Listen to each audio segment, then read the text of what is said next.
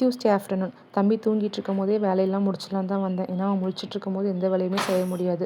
அதனால் அவனை தூங்க வச்சுட்டு எல்லா வேலையும் பண்ணிடலான்னு சொல்லிட்டு வந்தேன். நேற்றே வந்து வீடெல்லாம் தொடச்சி விட்டுட்டேன். ஏன்னா இன்றைக்கி விளக்கு பொருத்தணுங்கிறதுனால நேற்றே வந்து எல்லா வேலையும் முடிச்சிட்டேன். இன்றைக்கி துணி மட்டும் போட்டுட்டு இருந்தேன். அப்புறம் கரெக்டாக லன்ச் டைமில் ஹஸ்பண்டும் வீட்டுக்கு வந்திருந்தாங்க. அவருக்கு வந்து பர்த்டே வரதுனால 9 நாளைக்கு முன்னாடி டெய்லி ஒவ்வொரு கிஃப்ட் நான் கொடுத்துட்ருந்தேன். இன்றைக்கி வந்து அவருக்காக ஒரு சர்ப்ரைஸாக காப்பு தான் நான் வந்து கஸ்டமைஸ் பண்ணி வாங்கியிருந்தேன் ஒரு இன்ஸ்டாகிராம் பேஜில். அவரும் அதை பார்த்துட்டு ரொம்ப சந்தோஷப்பட்டார். பட் அந்த காப்பு வந்து சைஸ் தான் சரியாக பத்தலை. பட் இருந்தாலும் அவர் ஹாப்பியாக அதை அக்செப்ட் பண்ணிட்டார். விடுமா ஞாபகமாக வச்சுக்கிறேன் அப்படின்னு சொல்லிட்டு இருந்தார். அப்புறம் ஈவினிங் டைமில் வந்து சந்தைக்கு போகலான்னு சொல்லிட்டு தான் வந்து ரெடி ஆகிட்டு இருந்தோம். ஏன்னா வந்து இங்கே ஈவினிங் வந்து சந்தை செவ்வாய்க்கிழமை, வெள்ளிக்கிழமை, ஞாயிற்றுக்கிழமை 3 நாளுமே இங்கே வந்து சந்தை இருக்கும். நாங்கள் வந்து எப்பவுமே செவ்வாய்க்கிழமை சந்தைக்கு தான் போவோம். ஏன்னா அங்கே தான் வந்து விலையும் கரெக்டாக இருக்கும். அதே மாதிரி நல்லா ஸ்பேஸ் இருக்கும். டைம் எடுத்தும் பார்க்கலாம். ஸோ அங்கே போகலான்னு சொல்லிட்டு தான் வந்திருந்தோம். கிளம்பிட்டு இருக்கும்போது சந்தைக்கு போகிறதுக்கு முன்னாடி விளக்கேற்றிட்டு போகலான்னு சொல்லிட்டு சாமி கும்பிட்றதுக்காக எல்லாம் ரெடி பண்ணிகிட்டு இருந்தேன். தம்பியும் வந்து அடம்பிடிச்சிட்டே இருந்தான். அம்மா தூக்குங்க, அம்மா தூக்குங்கன்னு அழுதுகிட்டே இருந்தான். அப்புறம் விளக்கேற்றிட்டு அவனையும் தூக்கி வச்சுட்டே தான் சாமி கும்பிட்டுட்டு அப்புறம் கரெக்டாக 1 ஹவர் வரைக்குமே, ஏன்னா எப்பயுமே விளக்கு கொடுத்துட்டா ஒரு 1 ஹவராவது விளக்கு எரியணும் இல்லையா? ஸோ வந்து கரெக்டாக 1 ஹவர் கழித்து ஹஸ்பண்டும் வந்திருந்தாங்க. வந்தோடனே வீடெல்லாம் பூட்டிட்டு சந்தைக்கு தான் கிளம்பிட்டு இருந்தோம். பார்த்தீங்களா, வியூ சூப்பராக இருக்குது. இங்கே எப்போவுமே சூப்பராக இருக்கும். ஈவினிங் டைமில் ஒரு ரைட் போனால் எனக்கு ரொம்ப பிடிக்கும். அட்லீஸ்ட் நான் வந்து சும்மாவாவது கூட்டிகிட்டு போங்க, வெளியே எங்கேயும் போகலனாலும் பரவாயில்ல அப்படி சொல்லுவேன். ஏன்னா காற்று நல்லா ஜிலு ஜிலுன்னு வரும். அது இப்போ வெயில் காலம் வேறு வந்துருச்சு. ஈவினிங் டைம் நல்லாயிருக்கும். தம்பியும் அப்படியே முன்னாடி உட்காந்துட்டு காற்று அப்படியே வாங்கிக்கிட்டு கீச்செயின் இருந்தாவே அதை பிடிச்சி இழுத்துக்கிட்டே இருப்பான். அப்படியே உட்காந்து ஜாலியாக போயிட்டுருந்தோம். போயிட்டுருக்கும்போது செம்ம டிராஃபிக். இன்றைக்கி வேறு செவ்வாய்க்கிழமை வேறையா, அதனால் சந்தைக்கிட்ட பயங்கர டிராஃபிக். அதனால் பொறுமையாக சந்தைக்கு போகிறதுக்கே ஒரு 1 ஹவர் பக்கமாக ஆகிடுச்சு. சந்தைக்கு போனதுக்கப்புறம் காய் இன்றைக்கி வந்து அதிகமாக வாங்கலை. ஏன்னா போன வாரமே வந்து காய் இருந்ததுனால இந்த வாரம் வெறும் கேரட், பீன்ஸ் மட்டும்தான் வாங்கியிருந்தேன். அப்புறம் உருளைக்கிழங்கே இன்றைக்கி வாங்க மறந்துட்டேன். முட்டைக்கோஸ் அப்புறம் வாங்கியிருந்தோம். இவர்கிட்ட தான் எப்போவுமே காய் வாங்குவேன். ஏன்னா கரெக்டாகவும் இருக்கும், ஃப்ரெஷ்ஷாகவும் இருக்கும்.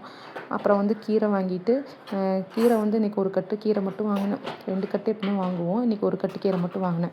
தக்காளி தான் இந்த வாட்டி அதிகமாக வாங்கியிருந்தேன். ஏன்னா தக்காளி தான் எங்களுக்கு எப்போவுமே அதிகமாக தேவைப்படும்னு 2 கிலோ தக்காளி பக்கமாக வாங்கியிருந்தேன். ஏன்னா எப்போவுமே நான் தக்காளி சாப்பாடு, வெஜிடபிள் பிரியாணி இந்த மாதிரி தான் செய்வேன். அதுதான் அவருக்கும் பிடிக்கும்.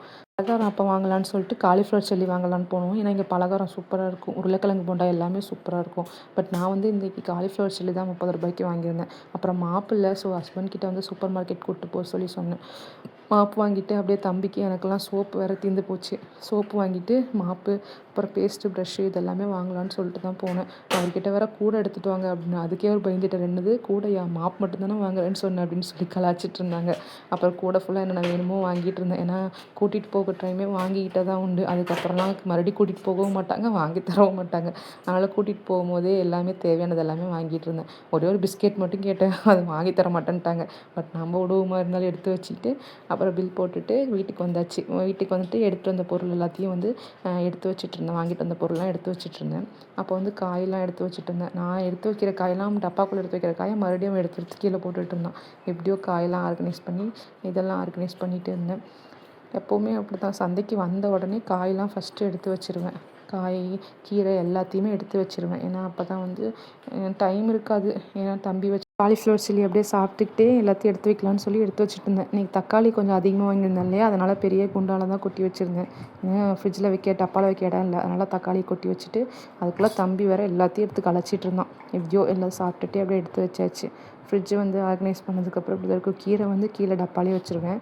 காய்கறி மட்டும் எல்லாத்தையும் குட்டி குட்டி டப்பாவில் இதையும் மீஷோவில் தான் ஆர்டர் பண்ணியிருந்தேன். வாங்கி எடுத்து வச்சுட்டு இருந்தேன். அப்புறம் மளிகை ஜாமான்லாம் வாங்கி வச்சுருந்தேன் இல்லையா, அதெல்லாம் வந்து ஸ்டோர் பாக்ஸில் தான் அரேஞ்ச் பண்ணியிருந்தேன். ஏன்னா வந்து இங்கே ஒரு சின்ன பொருள் வாங்கினா கூட கடைக்கு போகிறதுக்கு கொஞ்சம் தூரம் ஆகும். ஸோ அதனால் எது வேணுனாலும் தேவையானது எல்லாத்தையும் முன்னாடியே கொஞ்சம் அதிகமாக வாங்கி வச்சுருவேன்.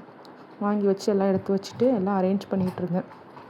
அதுக்கப்புறம் வந்து பேஸ்ட்டு, ப்ரஷ் இதெல்லாம் வாங்கியிருந்தேன் இல்லையா, அதெல்லாம் வந்து வெளியில் வந்து வேறு ஒரு பாக்ஸில் வந்து அரேஞ்ச் பண்ணிவிடுவேன்.